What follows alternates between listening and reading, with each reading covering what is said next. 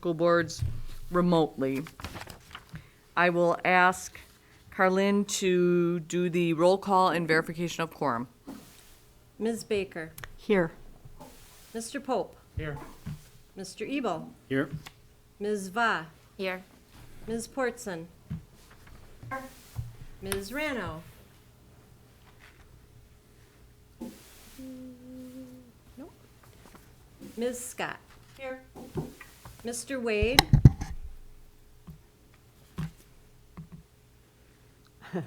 He's there. He was there. Failed. He was, oh, yeah, he's probably there. Mute's on. Mike? Mr. Wade. Just talk to him. Yeah. Hey, Mikey.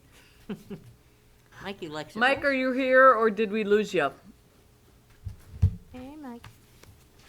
Well, so let's note Mike is here, but there's something But not going on with the remote.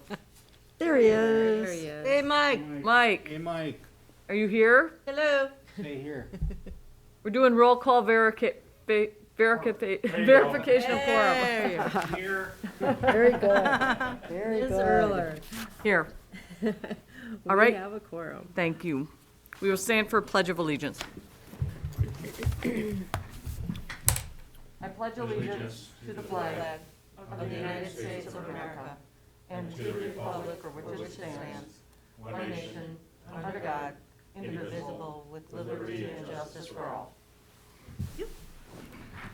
We will move into item 4, which is public comments. At the March 19th, 2020 special board meeting, the Stevens Point Area Public School District passed a motion to suspend School Board Policy 0167.3, public participation at board meetings for the duration of the public health crisis.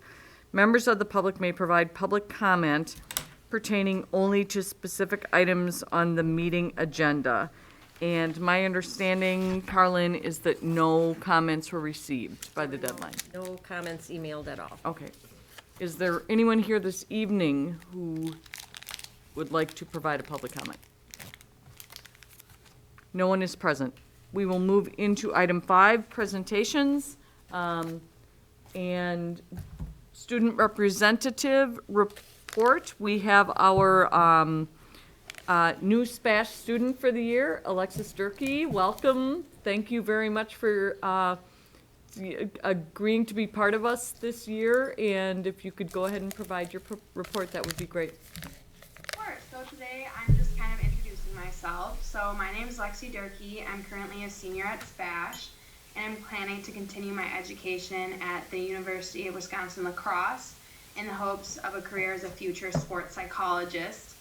I'm super passionate about leadership and helping others.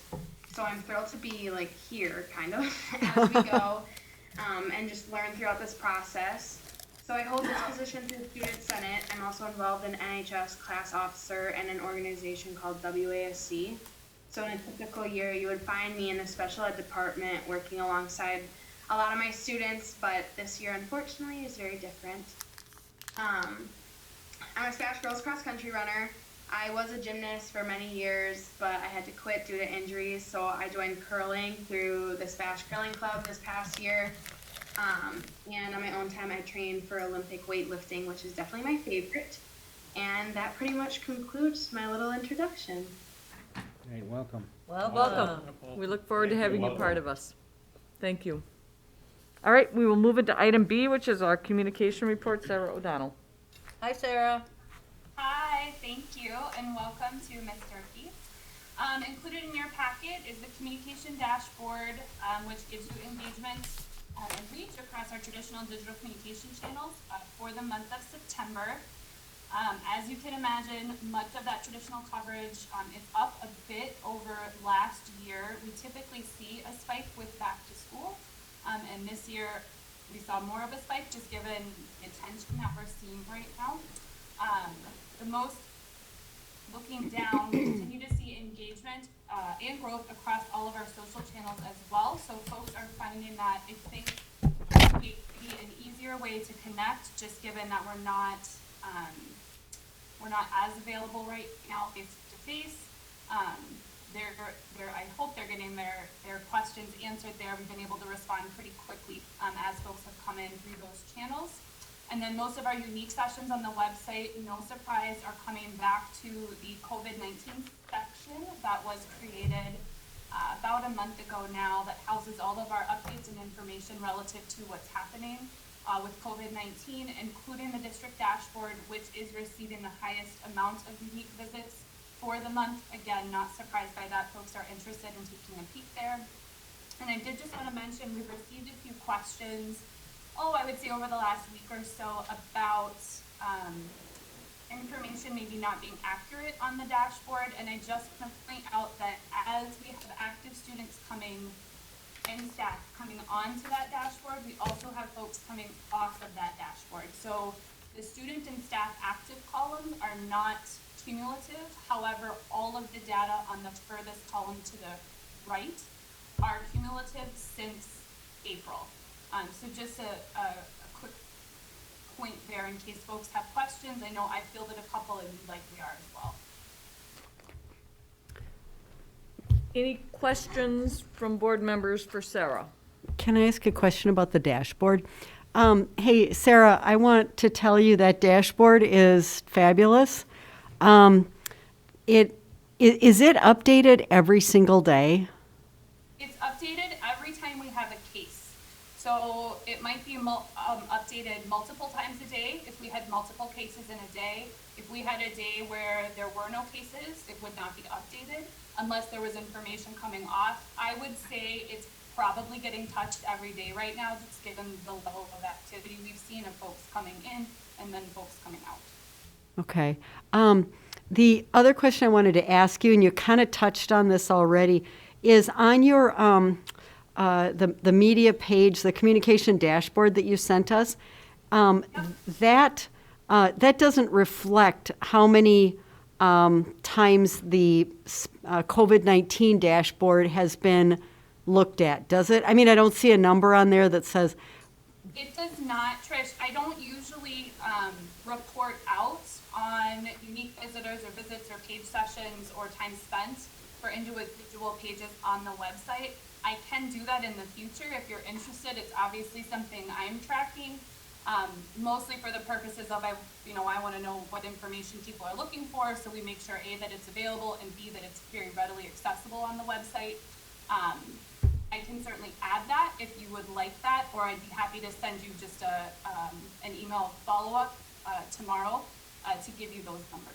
I just think it's a really great tool. I've had so many people ask me what kind of, I've had, I don't know who that was, but I've had so many people ask me, how many cases are in the district? What's the district doing? And it's so easy to be able to point them to this dashboard. And so my real question is this really getting utilized? And it sounds like what you're telling us is that there have been a lot of views of the COVID-19 dashboard. I think that's an accurate statement based on what I'm seeing back in the data for what is getting accessed on the website. I also know, like for today, for example, we had a few folks concerned that it was down. I don't know, I could never replicate the problem, so I just took screenshots and sent that to folks. But the fact that we had, people reaching out that I wouldn't typically hear from, and I think it was happening kind of sporadically, makes me think that folks are accessing it. We do include the link in every COVID-19 case information update that is sent. So as those are going out to families and staff members, there's a link right in there encouraging them to take a look at that as well. So I'm hoping we've made it available to people and that they are utilizing that, because it is the quickest way to see, okay, what does it look like right now? What does it look like since April? And then if you wanted to, right, you could take a look on your own further out to see what cases look like compared to, say, the county or the state. Great. Thank you so much. So a follow-up on, Oh. Sarah, on what Trish said.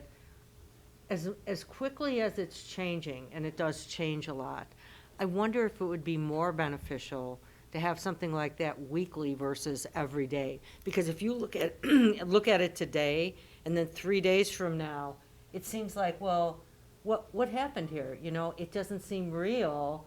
because it keeps changing so often. So I don't know that a daily would be, you know what I mean? If you look at it today and say, oh yeah, this is right, and 3 days from now, so a weekly thing might be, you know, more accurate to look at this week and next week and, you know, Yeah, than the I daily. hear what you're saying, Chris. It would certainly, if we were to develop something like that, provide an opportunity. Like, for example, I print it every Monday for myself, so I can track week over week what it looks like.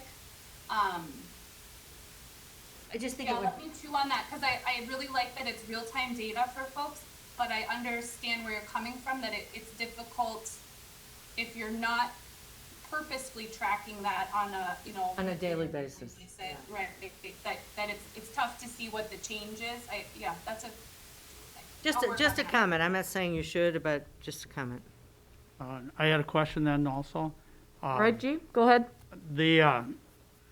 I saw one of the letters we received about including number of students and staff quarantined. And I think, I couldn't find it on the dashboard. I don't know if it's on there. I apologize if it is, but would we be able to include that also on the dashboard? Yeah, that's a good question. I think you're referring to a board update that went out, and I believe Craig's gonna address some of those questions in his report. At this time, we've not included quarantine numbers into the database. Certainly that would be a decision, for cabinet, specifically for Craig, to feel comfortable releasing that. As we've said from the beginning, that dashboard really is a starting point. If you'll remember, even when we started it, we weren't separating students and staff. So I would say our intent was to evolve as, you know, our response has evolved, and I think we've done a good job of that. But certainly, G, I hear that comment, and we'll continue to have that conversation. Hey, Sarah, just kind of going off of what Chris said about like a weekly update, kind of like what the health department has now. You know how they have current numbers and then they'll have like a negative or a positive just showing that change. Or if you could do like a cumulative weekly where Monday starts the numbers and then Tuesday, just so that we can kind of see like throughout the week how the number fluctuates. Because I have noticed looking at it that, you know, if I look at it in the morning, it looks different. And then if I look at it later in the afternoon. So that was one question that I had was, you know, how many times do you update it?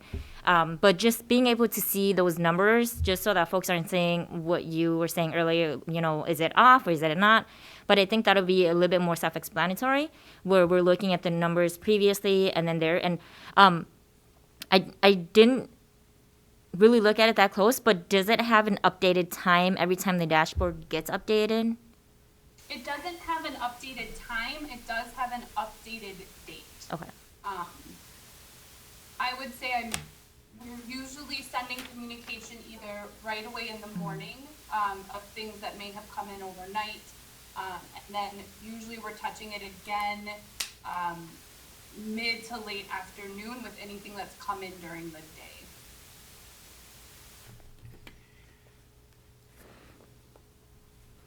So I will just note one of the main components of our reopening plan, I think on every single page, was trying to provide up-to-date information.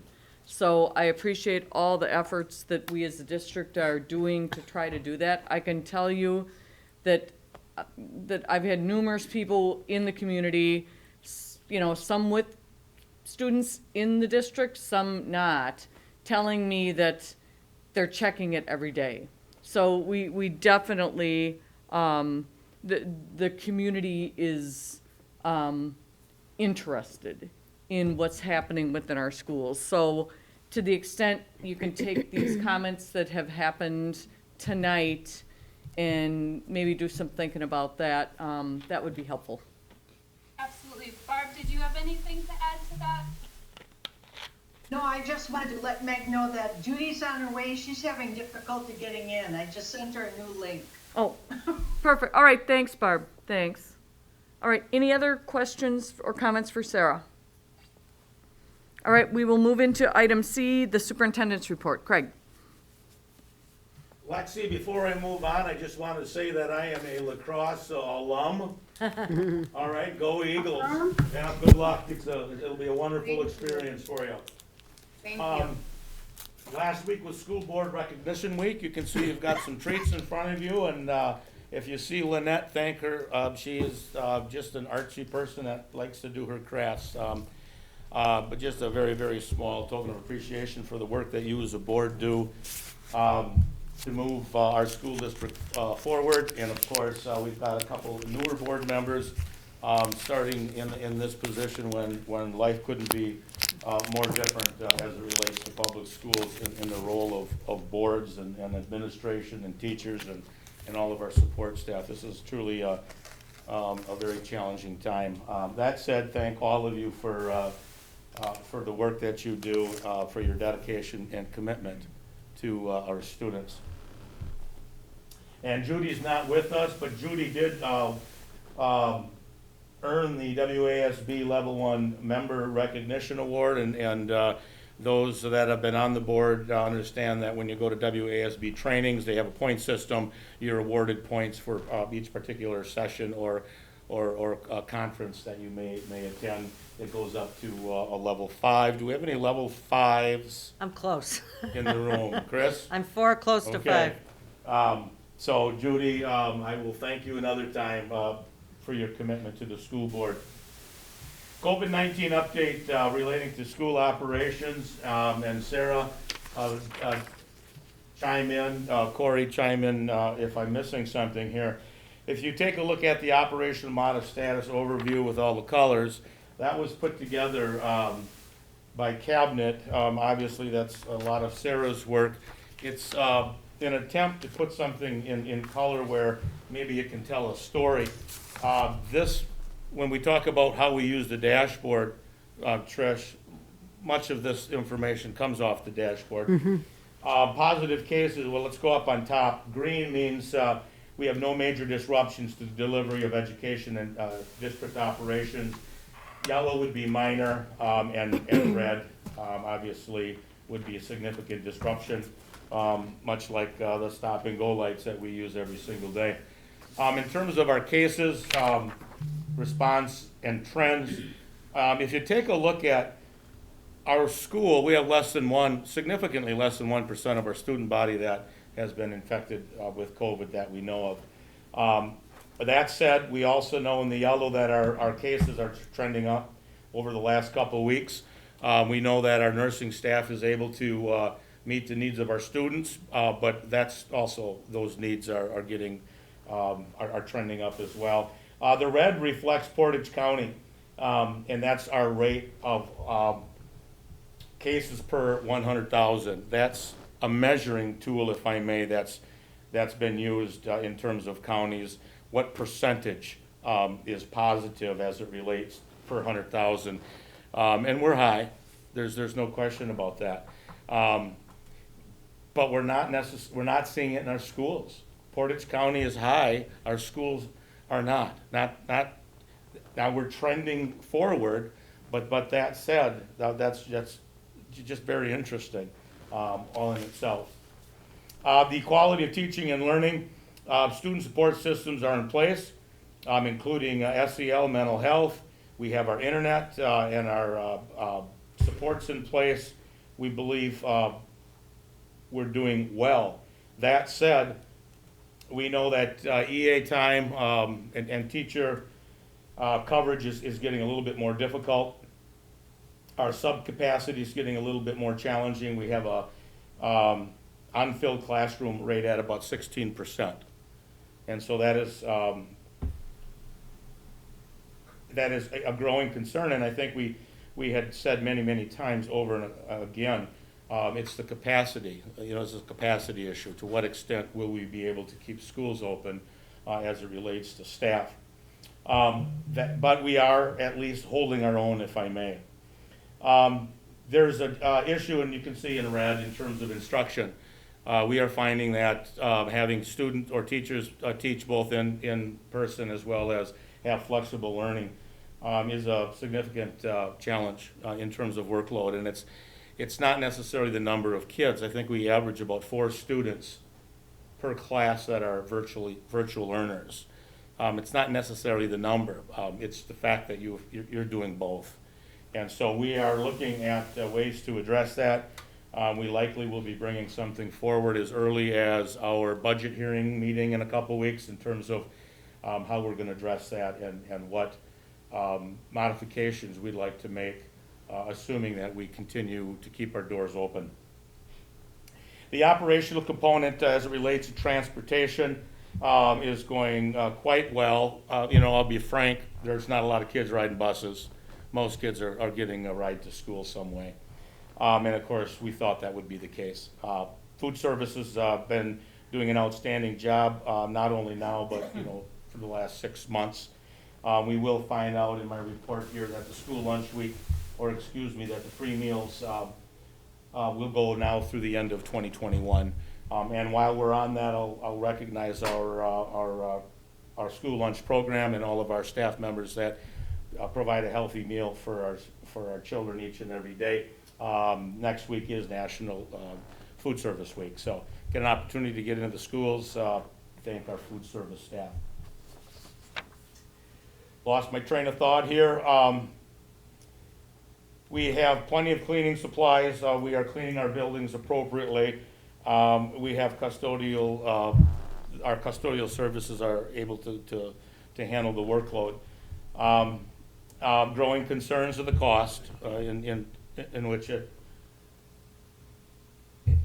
the cost of operating school, public education, if I may, during a pandemic. Staffing coverage has not been a concern as it relates to operations, and that's a good thing. Child care remains open and available to employees, available to families. We know that could change at any given moment. So all of that said, as it relates to where we're at, we're doing okay. I'm a firm believer that keeping 80% of our students in our schools, at least at some given time, whether it be 4 days or whether it be the cohorts in secondary, it is a good thing, and it's a better alternative than having to go to all e-learning. When you take a look at less than 1% of our student population testing positive at this particular point in time. Now that obviously can change as we move forward. We're all seeing the same thing on national news. We're taking a look at what's happening. Although Portage County's numbers have kind of leveled off, the state continues to go up. So, this is the second wave that they've been talking about, since June, and then we're going to step into a flu season, and we're going to go day by day, week by week, and we're going to continue to talk and learn and bring forward to the board all of our information and be completely transparent. If you look at the learning model breakdown, that's that spreadsheet with all those little tiny numbers. In a nutshell, what this states is our online center has 2%. Those are students that are virtual learners that have decided that they're going to go all year long. We have 18% of our students on flexible learning. Those are the students that are at home that may choose to come back at quarter, for example. And 80% of our students are in person. What's interesting, it's the same for those numbers are the same for both secondary as well as our elementary schools. And that's been pretty consistent now for the last few weeks. Hey, Craig, is there any information out as to how we compare to surrounding school districts as far as those percentages? That's a great question. We certainly can get that. I don't have it written down. I can say that my conversations with local superintendents as well as my own colleagues throughout the state are pretty consistent. Our models are all pretty consistent. Now, of course, you've got some schools that are 100% virtual, so that Wausau, for example, wouldn't look like this. But it's It's very consistent. We had our first CISA meeting last week. That's with our superintendents from CISA 5. We were in the Wisconsin Dells in a very large hall. After 6 months, you just need to get with your colleagues and have conversations, and we were all appropriately socially distancing. And the conversation was pretty much the same. I will say that compared to other districts in terms of shutting down classes and school buildings, we certainly haven't seen that yet. We have, other than I believe it is, Corey, help me, is it just the 4K? Yes.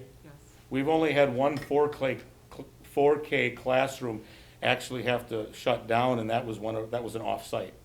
We haven't shut down one of our own building classrooms yet, and we certainly haven't shut down a school yet. With our numbers today, I would say we're not close to that. Now, I'm not foolish. I know that could change next week. But I think, I will get some of that information though and move that forward. I would say we're fairly consistent, however. Thank you. So, if you take a look at the scheduled calendar adjustments, I made some adjustments with the feedback from the cabinet as it addresses the October dates at the end of the month. You'll recall that pre-Act 10 we had the WEAC convention at the end of August. That was just a really perfect time. October, excuse me, thank you. First of all, it's with the weather in October, and it's 2 months into school, and having a break at that particular point in time was really nice. Well, for a lot of reasons that we all know, that disappeared. So we're just thinking, we have a staff that's stressed. There isn't any question about that. This is an attempt to try and let some steam off the pressure cooker, if I may.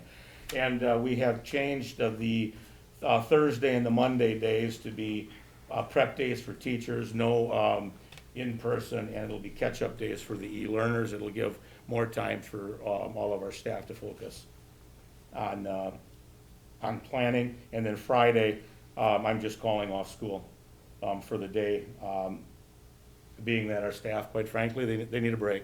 We received a tremendous amount of positive feedback, and in earnest. We've been getting a lot of feedback from staff saying this stuff's very difficult.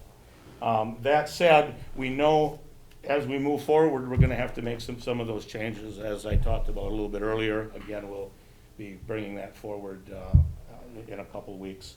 And then in November, we are going to cancel parent-teacher conferences and utilize that time as well for teacher prep, knowing that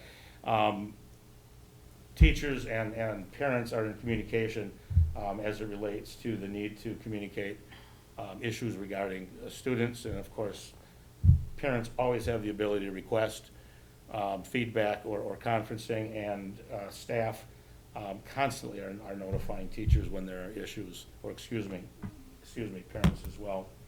And then again, we're going to have prep days the 16th, 23rd, and the 24th. That's Thanksgiving.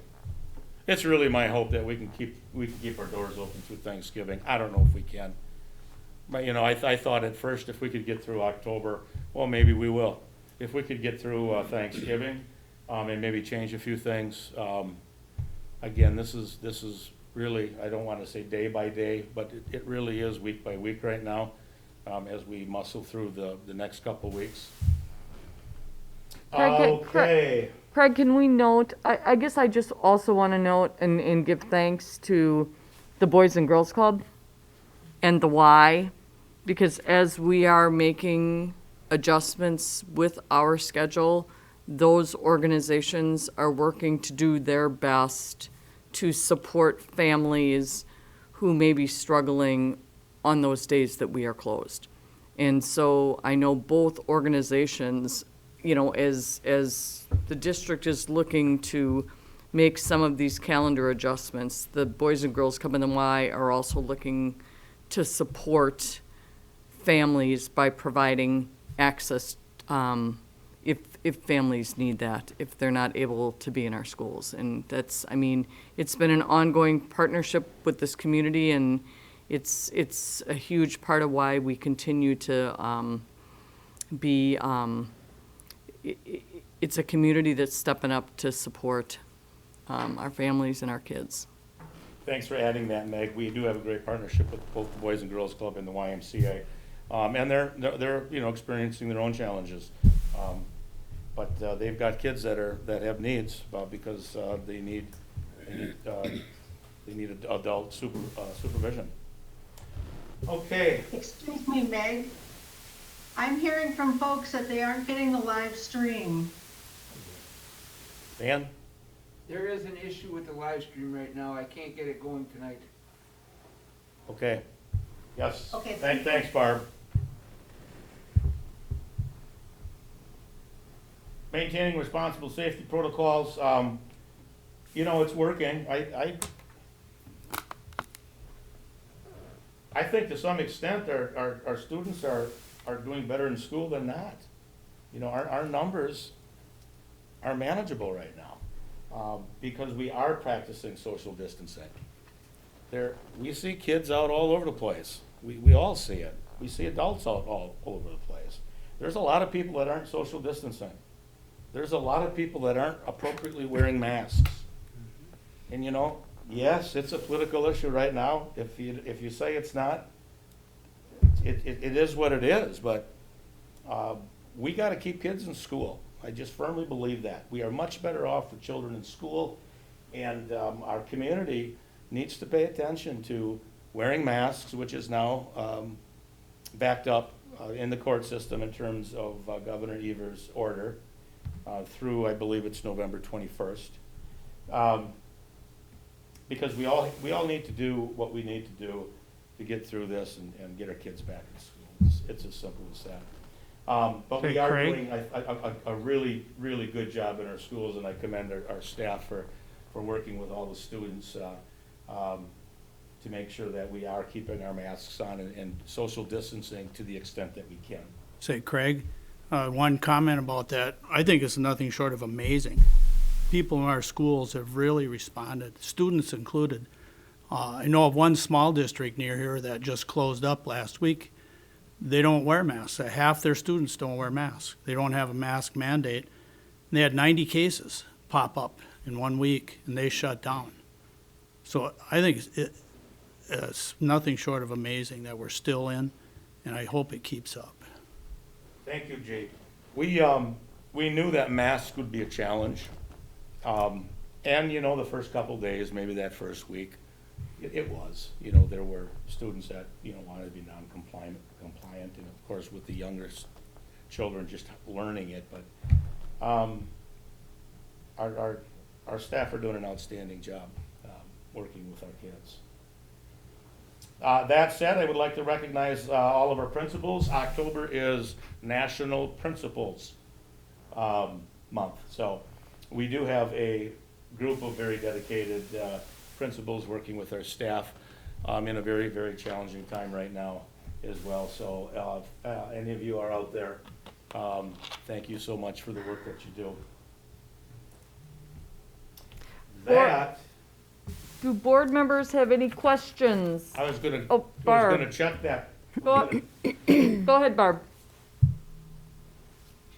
Okay, first of all, I want you to know that I have heard through the grapevine that there were squeals of delight when they read your email about the additional days of prep. My question is, what do we do when there's not a sub in the classroom? Are those kids getting divided up, or is the principal in there? What's the plan? We utilize other staff in the building. Sometimes it is the principal. It might be a reading teacher, any staff that we have available. Sometimes we, take a sub from another building and put it in a particular building. So it just really, it depends. Any way we can make it work. And it's different at the secondary and elementary. If we have a teacher that's not in the classroom because they're quarantined, they aren't sick, they're quarantined through contact tracing for whatever reason, and they're able to teach, they just can't be in the building. They are e-learning from home, and we have legally, we could put a teaching assistant in there.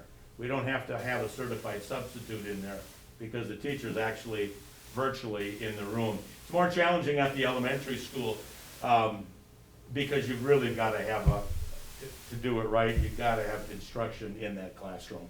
But as Corey said, you know, we do the best we can to keep it going. And again, I just believe we're better off having those children in school than sending them home, because we might not have the best solution within the classroom itself, because I guarantee it, if we all end up virtual again, and we may, education's gonna suffer more than it is now. I firmly believe that. But that's a good question, Barb, and that's the capacity issue. If anything shuts us down, that might be what shuts us down, is staff capacity. However, that's not a new issue. I mean, principals are pretty good and staff are really good about helping out when there's a sub shortage. I mean, we've had sub shortages pre-COVID that we've had to deal with as well. Good point. Craig, if I may just make a couple of comments. So I have to commend you on your, I think it's October 1st email regarding the mask requirements and reminding people that we have a mask requirement. I just want to say thank you for that. And thank you for being, you know, front and center with that, because that's probably how we're going to keep kids in school, which I think is a primary goal for us, is to keep kids in school. The second thing that I want to just say is, again, commend you for, and all of administration, for coming up with the extra days. And I think that the extra days off, the teacher prep, I think Barb is spot on. My guess is we probably all heard some rumblings about, you know, the teachers teaching to those 4 kids via camera and then having to turn around and teach the 15 kids that are in their class, and how difficult that is. I mean, frankly, I've got a neighbor who's a teacher, and she contacted me at 10:15 at night and said, I just finished doing my videos for my virtual class a few minutes ago. I can't keep doing this. And so, you know, I think that was the pressure gauge opening up and giving our teachers some extra time to do their jobs. And so I'm really pleased with that. But I'm hopeful that as you guys talk, you'll come up with something that might be not just days off, but a different way. And I don't know if that means hiring some more teachers. I don't know if that's reconfiguring. I'm not going to try to micromanage what you do. You know what you're doing better than I do. But I guess I would just say, please continue looking into that, because I think that while the days off are good, we can't sustain that really well either. But I just want to say I commend you for, as soon as I was hearing some rumblings about, you know, the workload, then I got the email from Craig saying that y'all had decided to take a few days off, and that was great. My last comment or question for your superintendent's report is, I'm looking at this October operational model status overview. It's very attractive. It's got nice colors. What is this used for? What's the intent of this? Is this something that's going to get posted? Is this something that's a decision-making model? It'll get posted. It's to assist in decision. You know, people have been talking about a matrix. Mm-hmm. Yep. Okay. There's a matrix out there, and it's up at the right, up the upper right quadrant. And that's the percentage or the number of positive cases per 100,000. It's 25. Schools are shutting down. If that's we're at 50, we'd be shut down. So we got to be very careful when we talk about a matrix and talk about numbers. Mm-hmm. I don't think we should shut down right now. But there are schools that are shutting down because they have over 25 per 100,000. Now granted, it's prorated because Portage County is only 70,000. Yeah. So is it as a decision maker? No, but it's a tool to assist us. You know, when we start taking a look at, we got some red and yellow and red or green. When we start seeing more yellow and more red, now there's serious indicators that we got to start talking about shutting down. It's also about the Sarah's work on our dashboard, monitoring that. We've been really fairly consistent. We have additional students that test positive, and we have students that were positive that are coming back. The same with staff, so that's been fairly straight. It's increasing a little bit right now because of what's happening in Portage County. So I don't know if I really answered that, but we're trying to do the best we can to answer the question of, well, when are you going to know when to shut down? Yeah. I can speak to that a little bit. Thank you. I had my back to you. Craig nailed his piece of it. I think for me, what was happening was I was listening to different trends and pieces of information that we were talking about as a leadership team and as a cabinet group on a weekly basis, and really wanted to put something together that would help not only share what was being considered in those conversations, but then would help to share that out. So my intent was to share that here with the board first, so that you, I think, had a clear idea. And I don't know if people were asking the question, but I know I was asking the question when I was talking, to my friends and my family and my colleagues. There really were some very fair questions about what is going to be part of that decision and what are you really tracking and looking at. So that was the intent, was to kind of be able to move that conversation into a more public lens, and then use that tool as a reporting function in addition to the dashboard, updating that weekly. Again, I feel that's probably something that'll evolve as we evolve through our response to the current situation. But yeah, just another kind of visual of, just a quick, here's where the district is at during this week. Shared out with staff and community, and then likely also posted to that dashboard page. So can I just make one last comment? I get it. I know that we had a number of emails with people looking for a matrix that gave us, a yes, no, green light, red light about whether to continue or not. And I guess I just want to say, I'm only one voice on the board, but I hearken back to the DPI mandate, or the DPI recommendations rather, that came out before school started. I think maybe it was the end of July. And the one word that stuck in my head from that DPI, the paper was flexibility. And I'm a little concerned about a matrix. I'm a little concerned about a, red light, green light, because I think that every building is different. And I think that every building is different, and every school is managed differently, and you might find that a classroom needs to be shut down in one building because you got 4 students, but you might have 4 students in another building, and it's not necessary. So that's why I say I'm a little hesitant to say if we got 4 students, we're going to shut down, because that doesn't acknowledge the necessary flexibility to be able to keep as many kids in the classroom as possible. So I don't know. I'll just leave that out. That's just one voice among 9 here. That I like the idea of guidance, but I'm a little afraid of a black and white matrix that says you've hit this percentage, now it's time to close, because I don't think that fits with what DPI told us to do.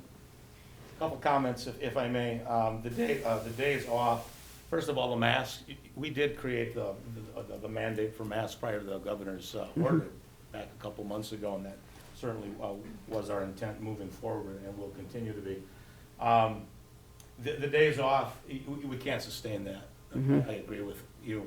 And you said the different approach. We have an idea for a different approach. It's going to take us a little bit of time to implement that. That will be coming forward soon. We have. And I don't know where this ties into. It'll be coming up later when Tom talks about a Third Friday count. But I wrote this down with something that you were just talking about. We have 240 students that didn't show up this year. They didn't open enroll. They just didn't show up.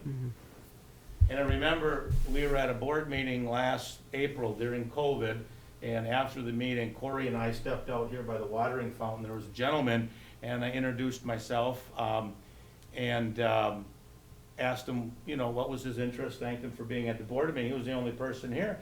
Just said, I just wanted to find out what's going on with this, because next year, if we're doing this, I will not send my kids to school. They're going to come and work with me. because they'll learn and they'll get paid because they cannot do e-learning. We're trying to figure out. Madison's down 1,000 students. Racine's down 700,000.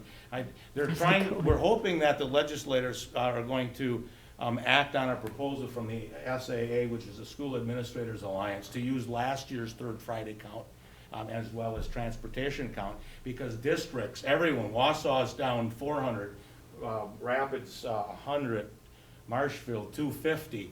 We don't know where, and they're not open enrolled. They're not in they're not in school because they're not interested in virtual learning. They want to be in their schools. That's a crisis when you start talking about that number of, I don't know how that tied in, Trish, to what we were talking about. At any rate, that's a significant issue that we have. We're going to continue to work on where these students are to get them back in school, either in person or virtually. Unfortunately, if they show up, and I hope they do, we don't get state aid on them because they missed the third Friday count. That's going to be a crisis with budgets, and we'll talk about that. Craig, later. then maybe I'm thinking of years ago, but don't they have, if parents keep their kids out of school, don't they have to present a program that they're going to use to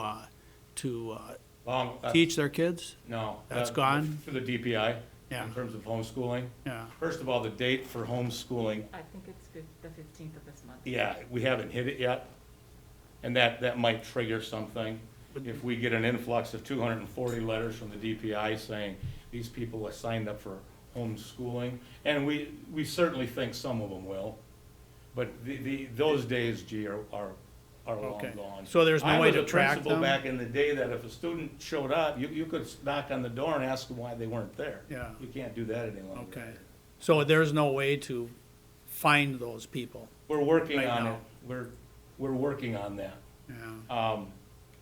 We got 7,300 students. The larger the school district, the more of these kids can disappear.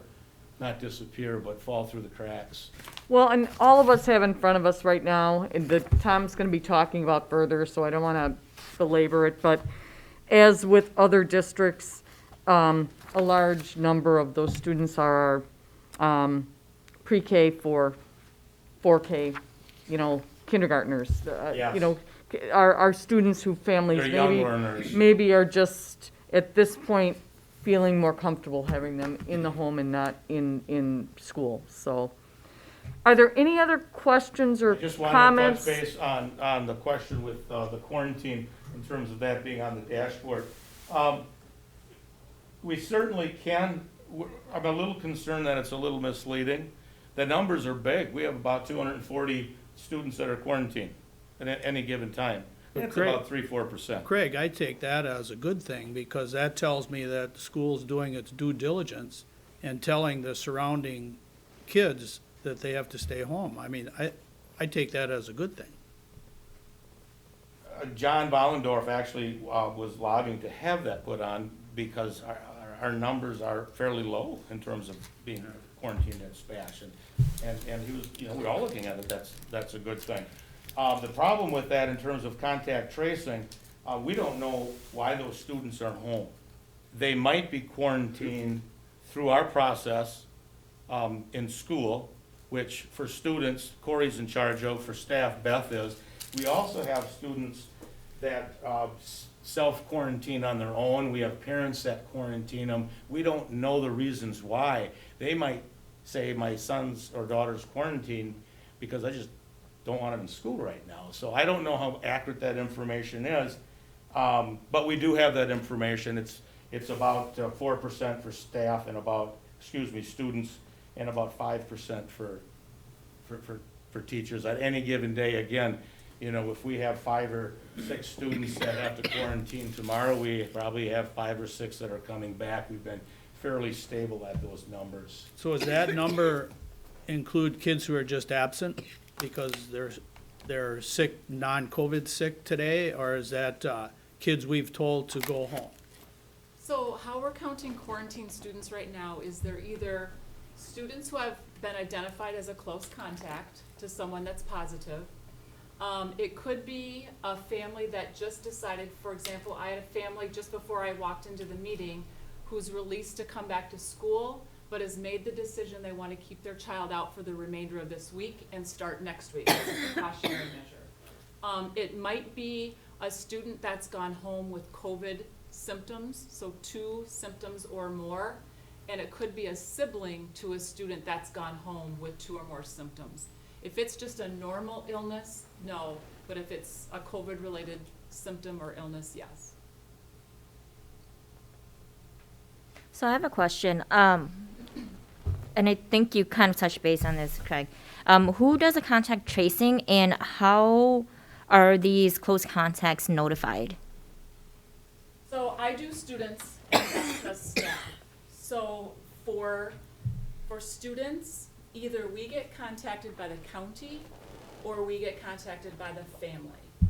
Once we get that contact, I contact the building principal, and then we talk about the student's name, the school, the grade, and then we have to find out, were they symptomatic or is it a positive result? Either we go back 2 days prior, find out if they were in school. So if it's a student at SPASH, we have to look at which cohort they're in. And then we go through their class schedule and determine who may have been within 6 feet for 15 minutes or more. Once that list is created of close contacts, the principal makes a contact to the family, or a designated person in the building makes a contact to the family and says, you've been identified as a close contact.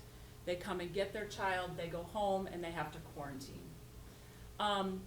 Then, once all contacts have been communicated and students have gone home, I communicate with Sarah. She sends the letter that goes to all the families and staff at the building, and she updates the dashboard.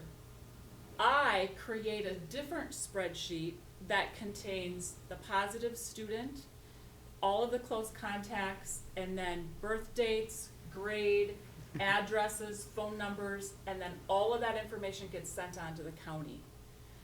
Then I'm monitoring daily, and I'm watching, so I know which students are coming off tomorrow. Tomorrow I've got 4 kids that are coming off.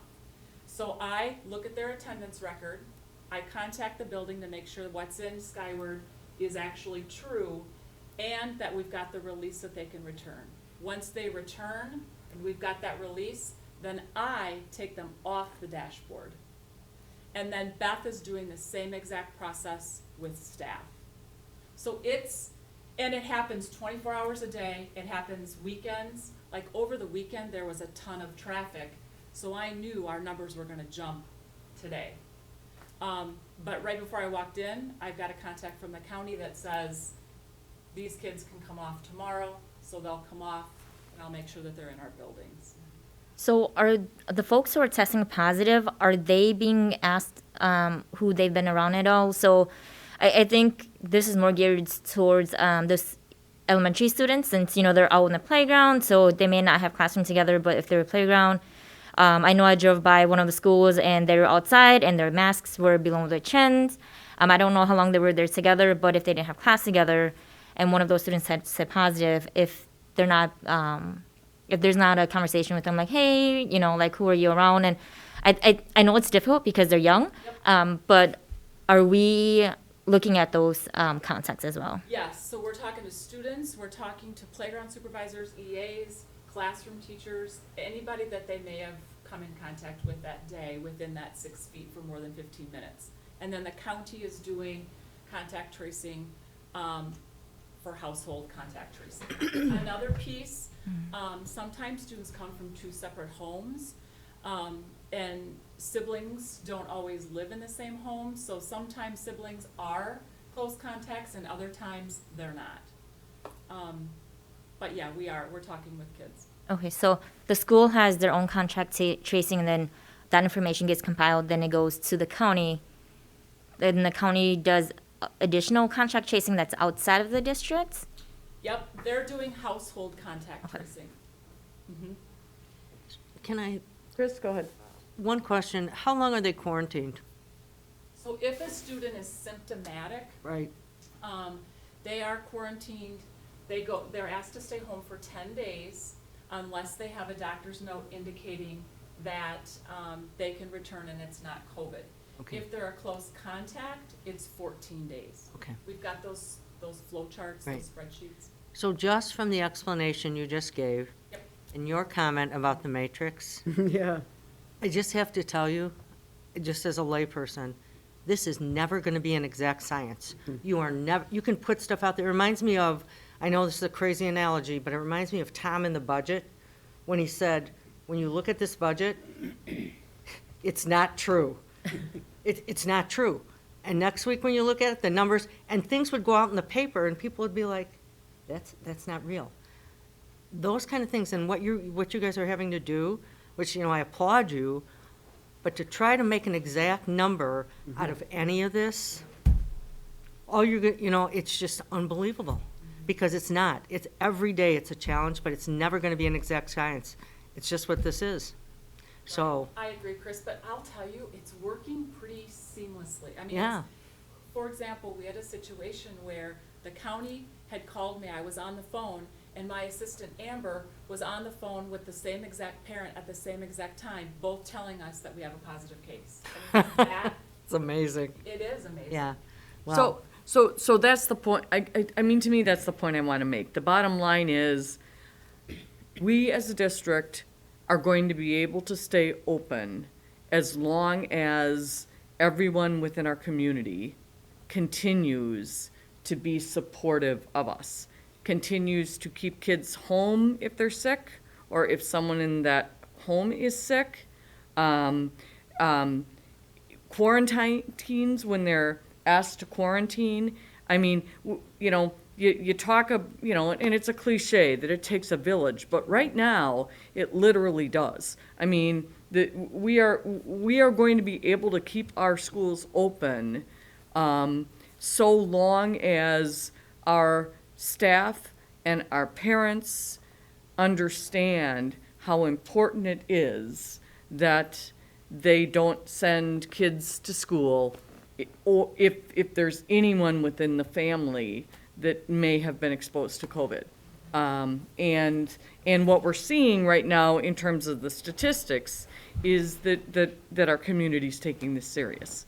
And that's what we need. I mean, we as a district cannot do it by ourselves. We need the support of all of our parents, and we need the support of all of our businesses to continue to put that message out that if you are positive for COVID or you've been exposed to it, don't come to work and don't send your kids to school.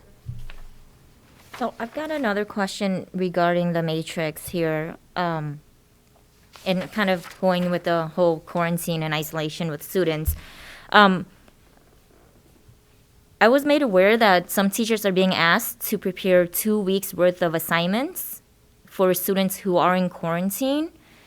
Is there a reason for this? Or, what's the process for the students who are in quarantine and not able to be in classroom?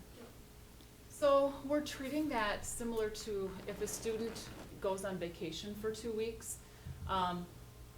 Oftentimes the family would ask for assignments or work to be prepared for the student. So that's accurate. They are asked to provide, some are doing packets, some are doing e-learning lessons. It just really depends on what they're working on and the grade level. So teachers, in most cases, are doing that right now. All right, and then one last question. I know that we're asking a lot of our teachers right now with combining e-learning and in classroom and hopping around in different classrooms if they're available and another classroom is not available with the teacher. What are we doing to support them with their mental health on this? I'm not a teacher. I have 3 kids at home doing e-learning, and we've had to change up our whole schedule with doing classroom work and things like that. And it's taken a lot of toll on not just me, but my 3 kids. And I can't imagine being in a teacher's position right now.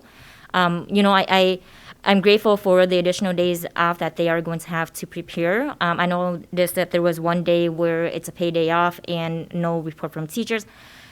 However, I suspect that many of these teachers will be taking this day to also continue with their catch up on their classroom work. But what are we doing to support them in times like this? I like for my job, I can take a PTO day, to just unwind and get back and refocus. But I'm worried that with the shortage, if they're going to request for a PTO, are we going to say no because we need you here? Are we going to say yes, and then we spread that additional work to the other staff that are available in the building? Well,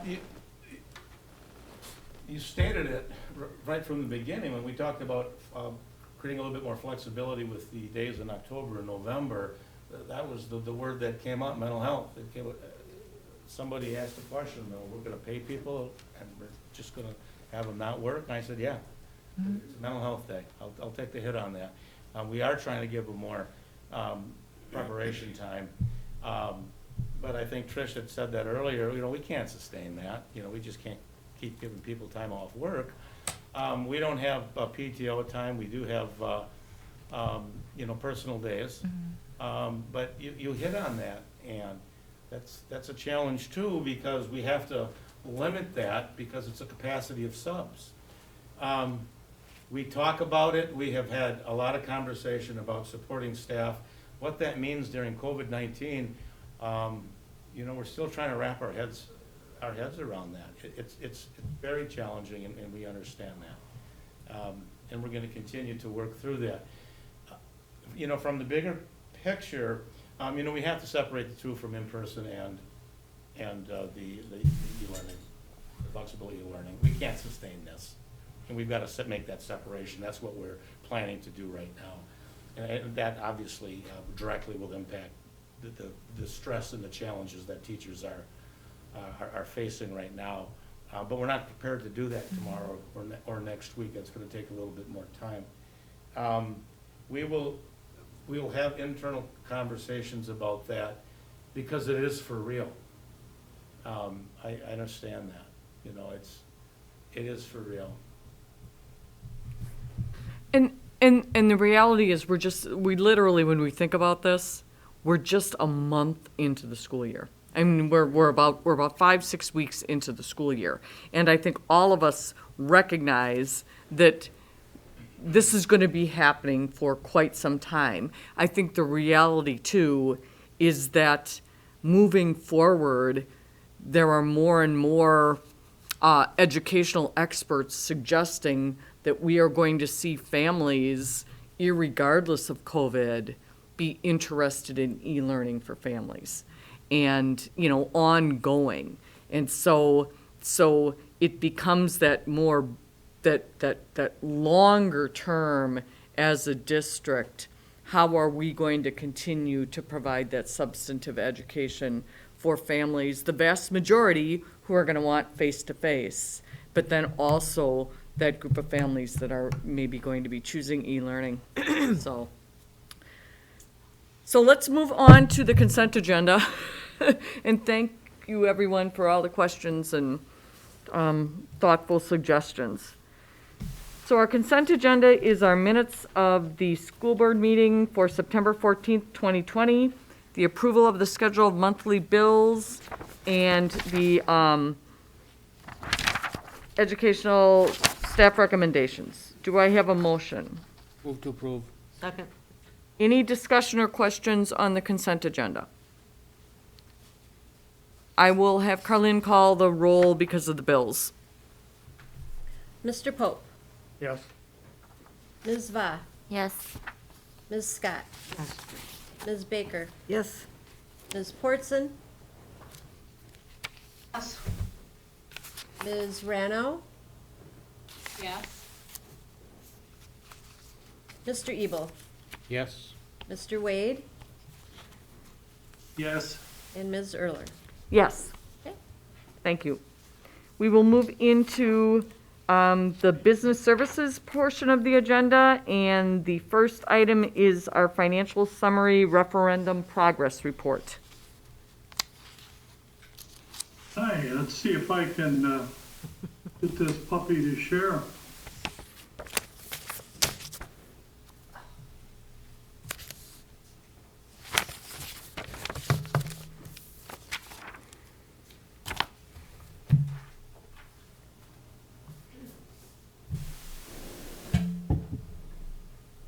that up on the screen? Yeah, kind of. Yep. Okay, the referendum progress report. This is our monthly report, and we're showing that we have contracts issued, we have payments made, etc. If we look at this right side here, I don't know if you can see my cursor moving, but on the right-hand side, it says paid to date, October 1st. That we ran this report as of October 1st. And to date, we have paid out 37.1 million. We have contracts to date issued of 59.6 million. That's more easily seen here, contracts to date and paid to date. That shows up here, 59.6 million. And contract balance being 22.4, almost 22.5 million. And then we have a balance remaining of contract of 22.3 million here. If you include Nexus, balance of the contract, we're down to about 18.6 million. So we're moving along on progress right now. We are working along with Madison. That project's going along. Kennedy is just about ready to turn over now their addition, and we're moving along pretty good. Any questions on this report? Any questions for Tom with respect to the referendum update? Thanks, Tom. Okay. So we will move into the review of the 2019-20 general fund budget performance. Yeah. As we mentioned every year when we do the budgets, they're a nice budget, but we know they're wrong because there are just so many changes that are going to happen, many things that we don't know that are going to happen. This revised budget here we set up back in, well, a year ago, and we were expecting a deficit of $993,000. But then along came COVID in March and kind of blew everything out of the water big time, and changes happened all over the place. And we ended up the year with about 46,000 in the hole. Let me cover some things that kind of lent to the reason this happened. These are kind of items that caused the swings. Obviously, when we went into COVID and went to virtual learning, fines and gifts and admissions pretty much stopped because the events weren't held. Our income interest dropped. Our high-cost transportation aid dropped. We did have a slight increase in our transportation and bilingual library aid. We did have some variances in federal aids. This loss in revenue corresponds with a reduction in expenditures also, I should add. So there are two sides to that ledger.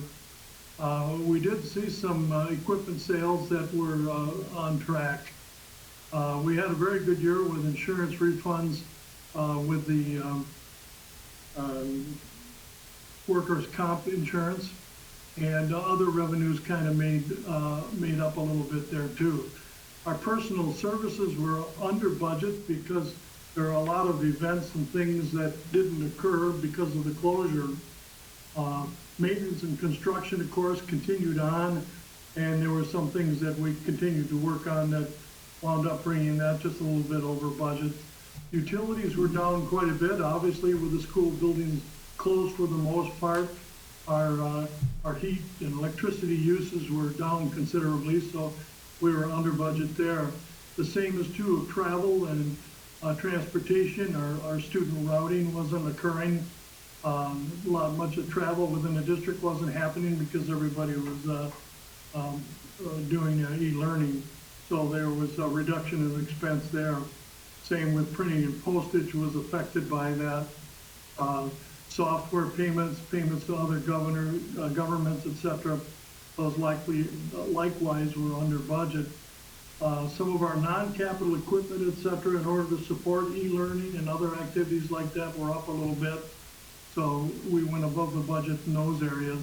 Straight equipment was not purchased because a lot of the people weren't in the buildings anymore to utilize them this year, and so they just weren't ordered. School carryover dollars were not used as much as they had been in the past. We did have a transfer to 27, which was greater than originally budgeted. That's to the 27 fund. That's so that the fund balances, because this reflects part of the increased cost of the general fund of operating the special education fund. In the 46 fund, we had to make this transfer before the end of July. Our audit was still in progress. We made an educated guess, and we moved $283,000. We covered the Spash parking lot per the board's directive movements, and then we guessed at the rest. And I should point out that if you look up here, we're 46,000 short.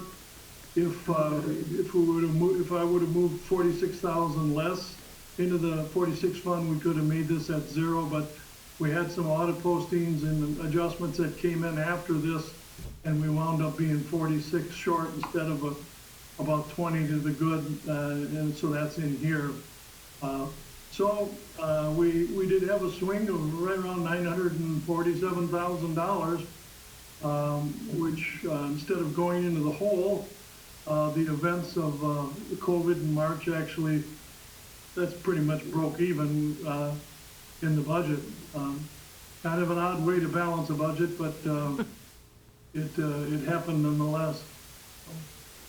Do you have any questions? Nice job, Tom. Really? Any questions of Tom at all? Thank you. Behind all of this, Tom, was a bunch of work that you were doing to monitor it and to make sure that things were staying on track. And we, as a board, really appreciate your expertise and your focus on making sure that we're balancing the books at the end of the year. Well, thank you, and please include Mike in that, because this very much, he was very involved in this as well, and I rely on him quite a bit. He's doing a good job. Thanks, Mike. All right, any questions of Tom? All right, moving into item C, which is the report of the third Friday enrollment count. Okay, this gets interesting. There's some very dynamic motions and movements and activity that's taking place this year that is a bit unusual, and I've got a number of charts that I've prepared to kind of take us through this. First, the numbers. Enrollment, student enrollment, which we call seat count. This is the students in the chair on third Friday or before or after third Friday that we can count. This year, we came up with 6,910, and that's a decrease of 240 students. I'm going to go on because I want to talk about this when we get to some of the charts and have a little bit to contrast this to, so it makes a little bit more sense. Then we take membership, which filters out people who are not our district residents, brings in our district residents who may be attending elsewhere, and makes a number of adjustments till we get to membership, which is 7,230, decrease of 183. Then we have FTE membership. FTE stands for full-time equivalent. And that's because we have some students who don't count as full-time students, like 4K students, kindergarten, if you have 4K or preschool. So when you adjust those, we have a decrease of 157. So when somebody says, what's your third Friday count? We actually have three numbers. So it depends if you want enrollment membership or FTE membership. Let's just move on a little bit to some of these charts. A little earlier in the board meeting, Craig mentioned that Wausau, in their seat count, that's the number he quoted, was down 433 students. Everybody around us, to some degree or another, is down. Most down 100 or more. The Everest was only down 70 in membership, a little bit less than that in seat count.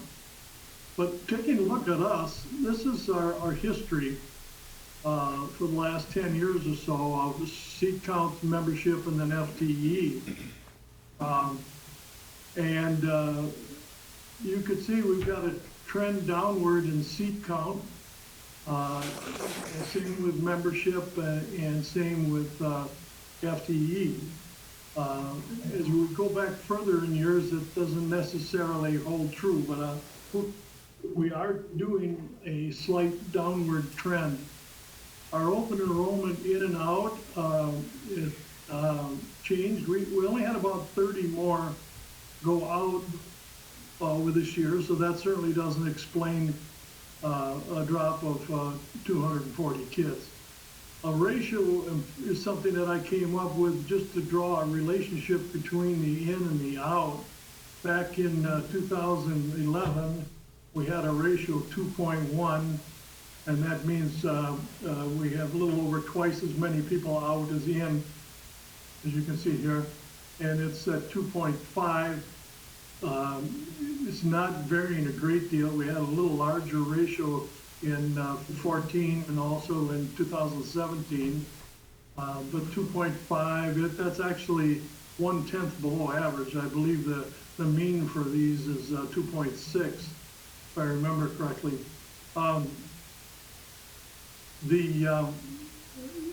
The lines here, you can see the trending downward with what's happening. Obviously, the higher number will be the FTE and then the membership, excuse me, and then this would be the FTE, the membership.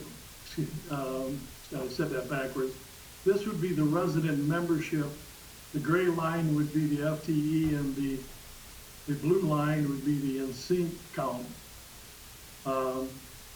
And an open enrollment, you can see the trend is upward, the slant is upward both in and out, but this is a little steeper, obviously. That's why I went with a ratio.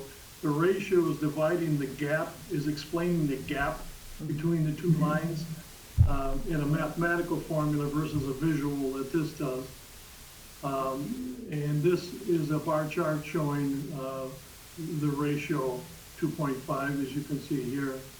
So we are getting some people going out in greater numbers than are coming in, but that's not significant in terms of the number change, nor is it a particular harm for us at this point because we are still funded on that.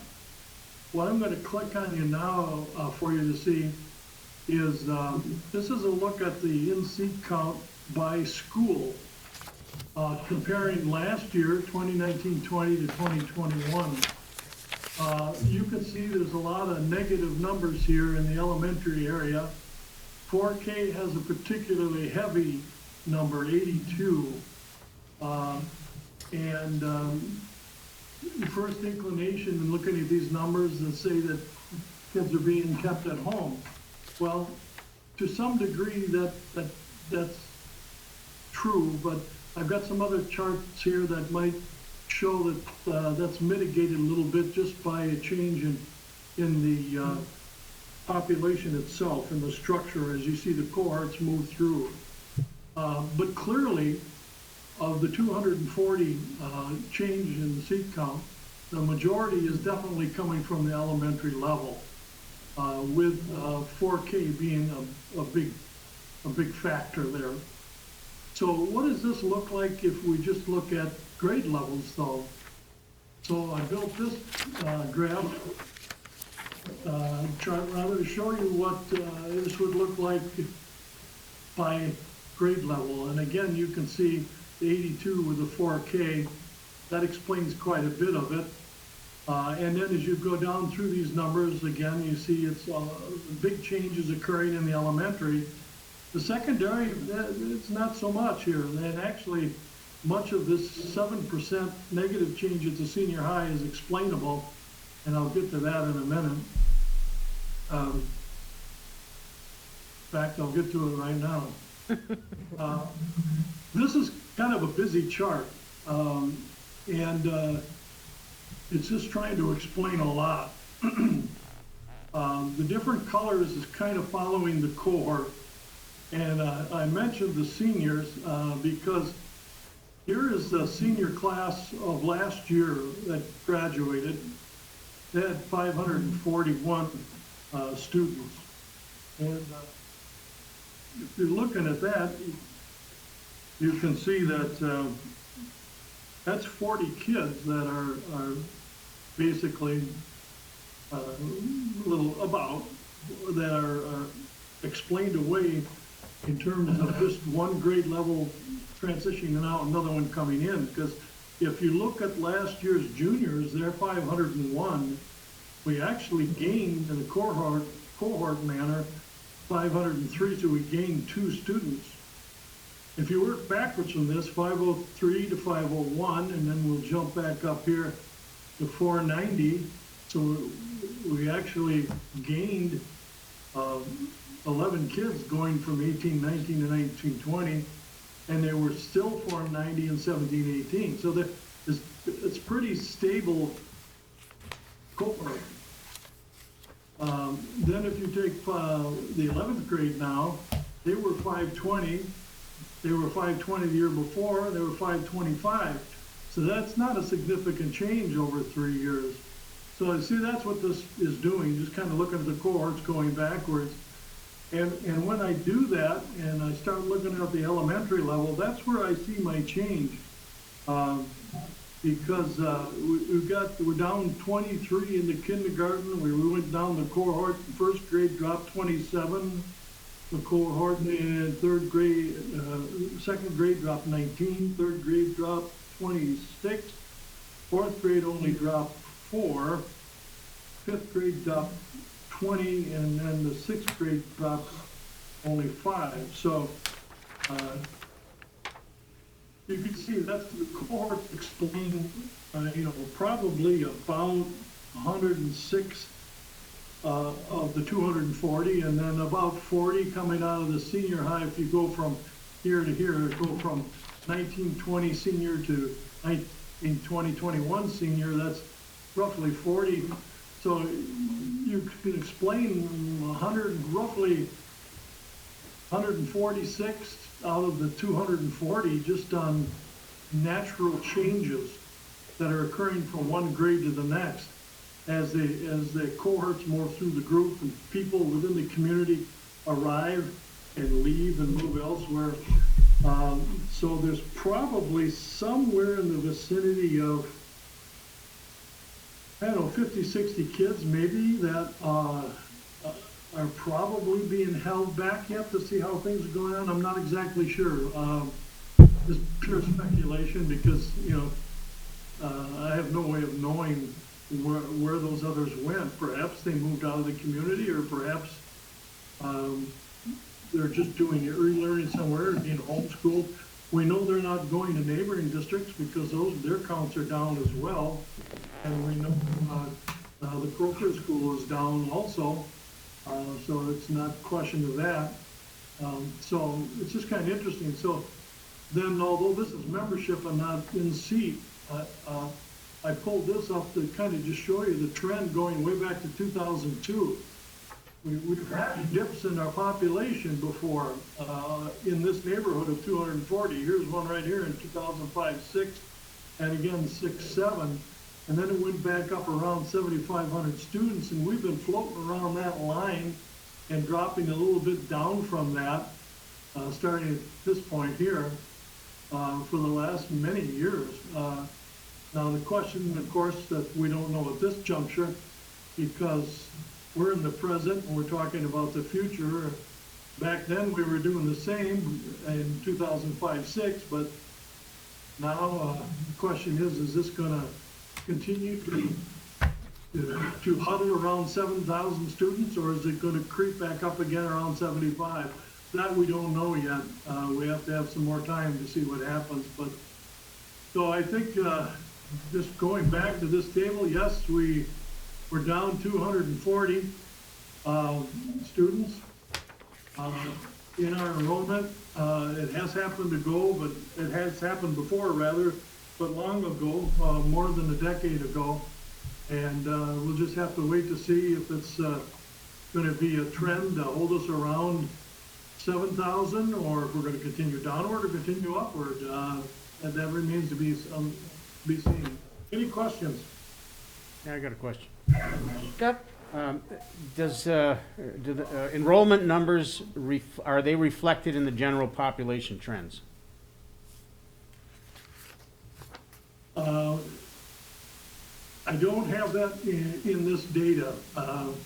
One of the difficulties in general population trends is sometimes they don't have the same relationship to the student counts. You can have families move in, and people move in, and the population can go up, but maybe the students aren't there. Or you can have the vice versa. You can have just a few people show up and they could have a lot of kids. So I don't have the data on that yet. It'd be interesting to look at, though. Barb? Could you send us the numbers for each of the buildings? I believe I put that on the, I believe that's on the, wasn't that on the web?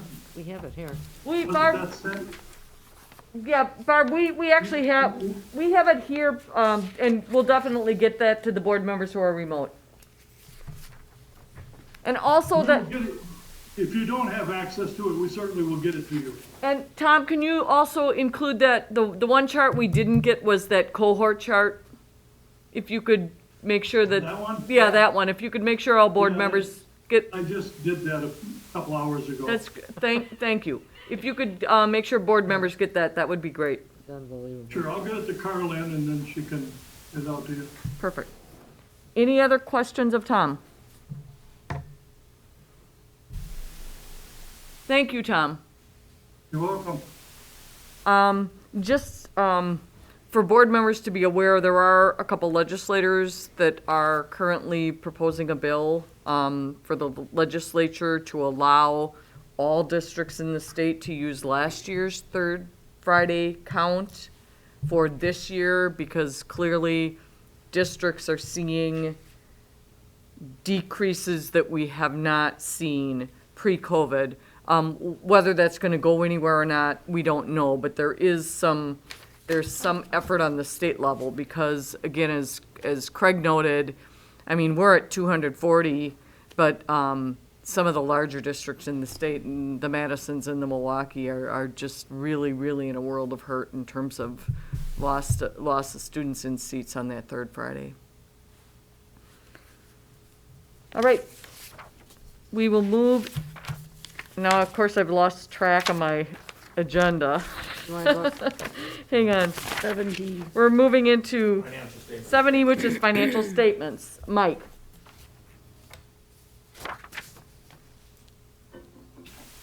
Hello, everybody.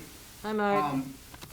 Just so you know, I will be getting that student count information to Sarah to post on the website. I do have that for her. As far as the financial statements go, the statements that you have in front of you go through the end of August. So again, we're always kind of looking back, and through August, that's not a whole lot has happened at that point yet. We hadn't received any federal or state revenue. Students aren't back in school yet, just kind of getting ready for the school year. So not a lot has happened at that point in time, but things are going to begin and have been going on.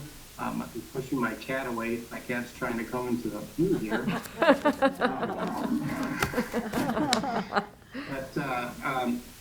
As for now, we'll just continue to monitor things as we go into this year where we have some definitely some new challenges. Are there any questions regarding the financial statements through August? No, but we want to see your cat. All right, I already bought it. thanks, Mike. All right, we will move into then item 12A, which is policy update voting. And I'm going to turn that over to Craig and Corey. That was a policy that was created or amended with Steve LaValle and Carlin a couple weeks ago. It's cleaning up language as it relates to ability to have the ability to have virtual meetings and actually vote. The new times that we are. And this again came through Neola? Neola, thank you. Right. I will make a motion to approve the updates to policy 0167.1 as presented. Second. So I have a motion by Baker and a second by Ebel. Any discussion or questions? All those in favor with aye? Aye. Aye. Aye. Aye, aye, aye. Any opposed with nay? The policy is approved. Moving into item B, policy update 5517, student anti-harassment, and 3362, employee anti-harassment. You'll recall, we brought this forward, I think 2 meetings ago. And there were some specific questions regarding some terminology. That has been updated for both students as well as staff. Beth and Caleb headed this up, and please note that both policies were reviewed by our legal counsel. Do I have a motion?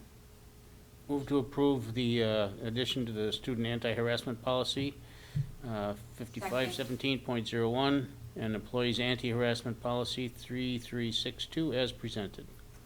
So I have a motion by Ebel and a second by Radom. Any discussion or questions with respect to the motion? I have questions on the policy itself. I noticed that the sexual harassment portion was completely crossed off, but Which policy are you referring to? the P055117, the student policy. Okay, yep. Yeah. So it's completely crossed out, but the first line it says, it is a policy of the board to maintain an educational environment that is free from all forms of harassment, including sexual harassment. Is that a different policy?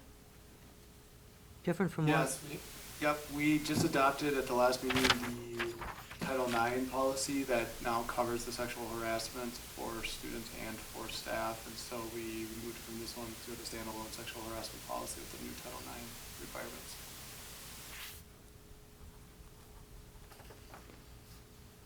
Any other questions or discussion? All those in favor with aye? Aye. Aye. Aye. Aye. Aye. Any opposed with nay? Motion passes. Item C, which is a new policy, policy 8450.01, personal protective equipment during epidemic events. We have the right as a school district to determine PPE for students, just as the same as we do for dress in general. Obviously, it's best if we have this backed up with some board policy. Our legal counsel, Shayna Lewis, told us several months ago, that's what, back when we mandated, we were going to mandate face coverings in the schools before the governor's order. We had authority to do that. Of course, last week when the order was challenged in the courts, there was a lot of scrambling in that. Let's get this put down in board policy. I have had a number of people receive me asking, what legal authority we have as a school district to require face covering. So we do have it. This puts it in board policy where I can simply say it's policy such and such. I will move to adopt policy 8450.01 as presented. Second. So motion by Baker, second by Scott. Any discussion or questions on this policy? I just want to thank you for putting this into policy because this is what's going to get us through this pandemic. I agree. All those in favor with aye? Aye. Aye. Aye. Any opposed with nay? The motion carries. Moving into item 13, which is our general, and I will just note, we will be having an additional meeting on October 26th. Note that the budget hearing will be at 6 p.m. and the school board meeting will be at 6:30 p.m. And then we will have our regular school board meetings. Right now, we're having meetings on November 9th and December 14th. So I am looking for a motion to adjourn. Move to adjourn. Do I have a second? Second. Second. So motion by Ebel, second by Baker for adjournment. All those in favor with aye? Aye. Aye. Aye. Aye. Opposed? We're adjourned.